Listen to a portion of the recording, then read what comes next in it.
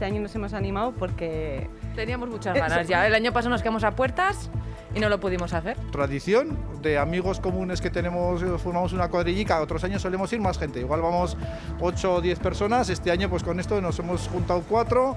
Ver las cosas desde otro punto de vista, al ver menos gente pues ves un poco más el paisaje y es distinto, pero bueno.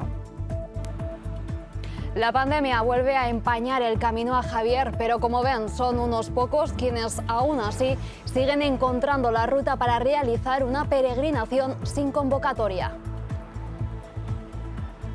La pandemia que sigue truncando planes. Arratsaldeon, buenas tardes. Hoy en Navarra, ligero repunte con 66 positivos tras detectarse un brote de 8 casos en Burchante y pasar en Pamplona de 13 casos a 21 en un único día. Irá en taxi pagado por los ayuntamientos de la zona. Concretamente abonarán 2.600 euros al mes para que la pediatra se pueda desplazar a atender a sus enfermos. Es la solución que los alcaldes de Peralta, Funes, Falces y Marcilla han encontrado a problema que llevan arrastrando desde hace años. Es una vergüenza que tenga que poner dinero para tener una pediatra con el volumen de habitantes que hay. Todos los médicos que vienen aquí enseguida se marchan. Sí, al final llamas y no hay citas libres ni disponibles.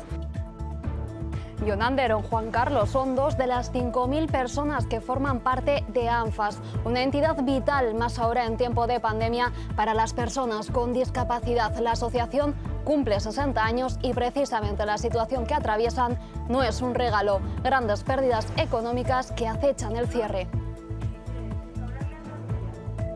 Osasuna sucumbió anoche ante el Fútbol Club Barcelona. Los rojillos hicieron un buen partido. Ter Stegen evitó que los navarros se adelantaran en el marcador, pero 2 asistencias de Messi, Ailash y Alba acabaron con el conjunto local, que mereció más.